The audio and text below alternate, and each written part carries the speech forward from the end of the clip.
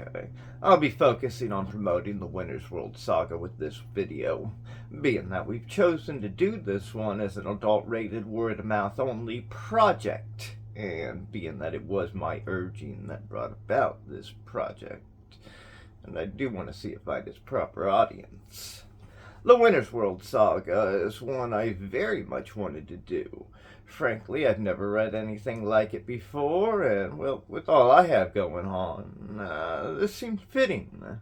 That sort of setup has just such an ability to cover such a broad range of material, a broad range of topics, and it thrives on controversy and the exposure of a world, a mindset which is all fueled by such a simple concept.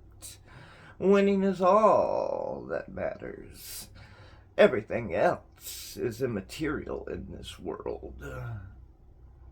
Now, that says something about this world that needs to be said, that practically begs to be parodied, and is therefore important and even somewhat prophetic. Hey, I had the Monster Saga, which does parody real life, but those two stories just aren't as controversial or challenging as the Winner's World Saga's material. They just aren't.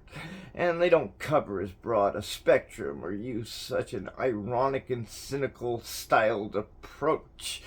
I sometimes say jokingly that this saga is kind of like reviving the art form of the dirty joke. But in my opinion, it kind of is. It really sort of is. It really is an all-out offensive and just a giant middle finger to any and all censorship. So really, it's kind of like a South Park. Now, that's a television show that does get referenced and parodied in the work quite a bit. And we're also both big Stephen King fans, as well as a few others, but that's a big one. And that's another one whose works get parodied and referenced quite a bit. So, the way I pitched this, well, I told my buddy it was time to do a project, and that it was his work that we were going to do. It's too important and even prophetic not to be released in some form, which was, of course, said with a certain manipulative, conniving exuberance. Hey, I just had to get him to agree to do the thing. And, well, I did. He did. I did. I did get him to agree, partner up on it. Yes, I did.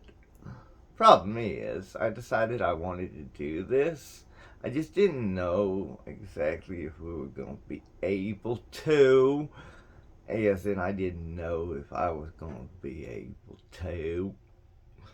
See, it's a saying that comes to mind.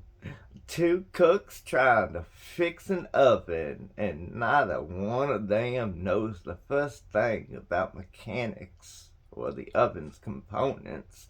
They just know how to cook food on the infernal contraption. Yeah. Look. Like my buddy, I don't actually want to be fronting the projects either. I'd much rather be right there with him, the person behind the scenes, pulling them strings, but there's only two of us. And, well, we just don't have the option for both of us to do that now, do we? So somebody had to step up, and I'm back to motivated, so here we are, and we're doing it. Yes, we are. Well, it's a start. We ought to be doing things better. I'll figure out what they are. Time to do right. But yeah, at the time I wasn't quite prepared. Didn't actually know what exactly we were going to do or how exactly we were going to go about doing it. I think the biggest hurdle was that we sort of had to work out some bad habits and kinks in my speech mechanics and get me more comfortable with reading these scripts on camera without stumbling over my words and stuttering or stammering or anything like that. And then we had to get it to where I could do the voices in a way that worked for both what he was going for with the individual characters that he's got written, as well as what I can do and manage muster up time and time again and feel efficient and effective and be comfortable and content with doing. So even that part took some time and planning and finding influences to derive inspiration from and just figuring out how to work it all out and get it to that execution stage.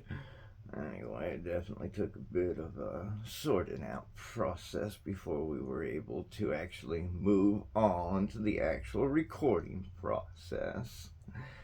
Now, we have the two different story arcs running between the two channels. It's a good feeling. I also have the acoustic guitar based songwriting channel as a sort of for fun project to do. We came up with the Poor Man's Jam title for that channel. Personally, I like having three outlets to feature the works, but while still keeping things kind of separate and apart from one another. There's always something to keep me interested with what we're doing this way. Now, I have to say that my buddy was a big help in both getting some of those kinks and bad habits worked out of my speech patterns and put in check. And he was also the one who came up with the idea of using a step at a time alteration process as a concept and tool for shaping the different character voice patterns. And he's right. It's easier to look at one aspect of something and then to see what else can be applied to further alter and define it. So, once created and stored the memory, I try to give each voice pattern a suitable name to remember it by and make a note of it in a journal, often with additional notes on what else could maybe be done with it in the future, and just any ideas I have on it. Anything that could be done to further define it into something else that's new, or that could be used as something new in the future, or different ways it could go. Alright, but necessity is most always what actually fuels actual new creations and new ones. But it's good to have ideas for when the time comes. Both of us writers agree that we don't want these readings to just be simple, boring readings.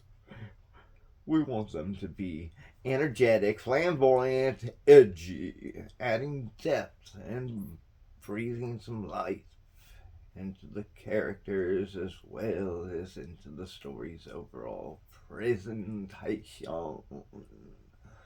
Alright, so the Winter's World Saga uses a controversial concept, as was mentioned before, and controversial material to present these ironic, satirical, dirty joke, and dark humor style stories that make up many different chapters and seasons in the saga. I mean, with this one, we have an obvious and intended goal of pissing off, well, pretty much all of the weak-willed and feeble-minded out there while making a statement about what this world can be and has been made into by some, if not many. All you gotta do is just will it to be. Now, I get it. The world is what you make of it, and what others make of it for you. That's going to be from the first season. I do believe, if I remember correctly, it's going to be one of the end statements. And my buddy loves to bring that one up from time to time. And he's right, too. I mean, accepting what is reality is a part of coming to terms with what is reality, whether you like it or not. Yeah, well, there's also the way things are, bottom to the top. And, I mean, some of the crap you see when you're at the bottom. So often it's criminality at the top, lethargy and apathy down below, with some of that deceit and hypocrisy and all that good stuff laid on in between every bit of it. And it's just a rife for inspiring such a setup as the Winner's World Saga. So we went with it.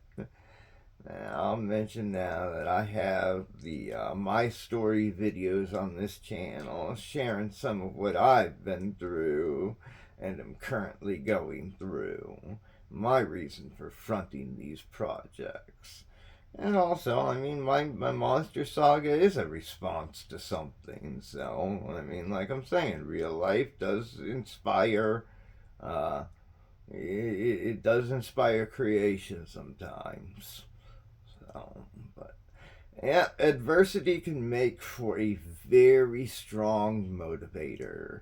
And there just so happens to be this popular book that mentions what to do in times of adversity, and I just so happen to be a pretty damn good writer. So is my buddy.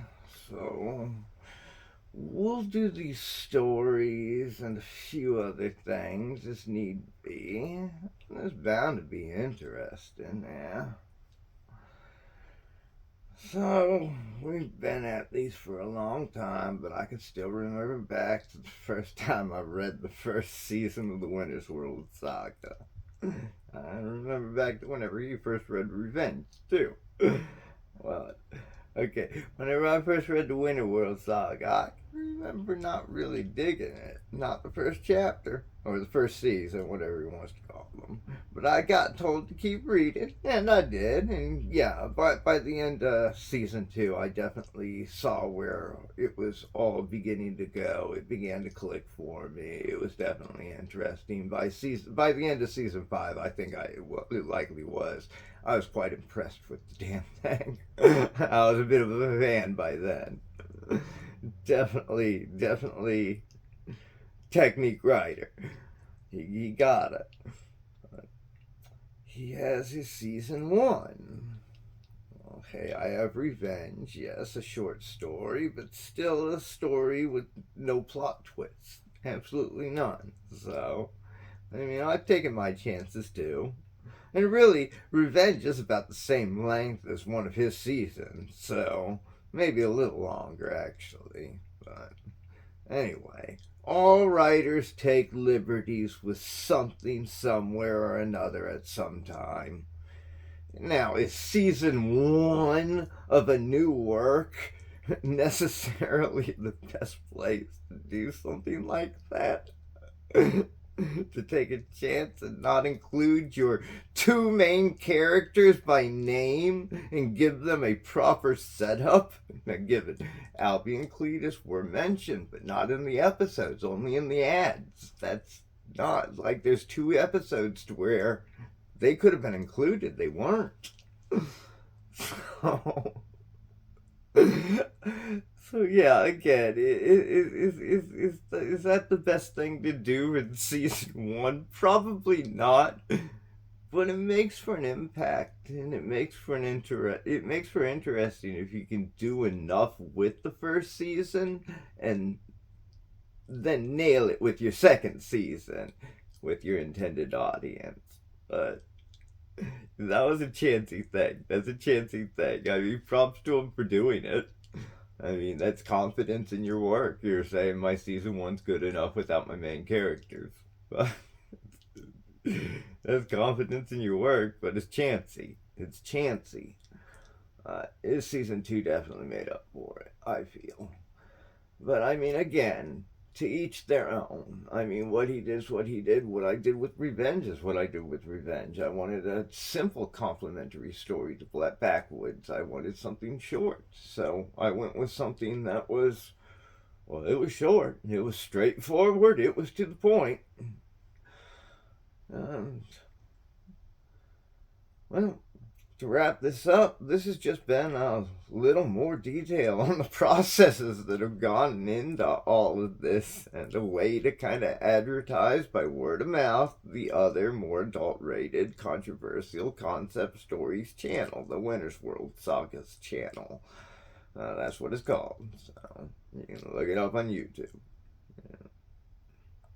Lastly, as I previously mentioned, I also have a channel featuring songwriting techniques and discussions for all the musicians out there, known as the Poor Man's Jam channel. And as for this channel, we'll be doing Backwoods very soon, which should be quite the adventure. Till then, enjoy the content and the material. Thanks as always, and now be like E.T.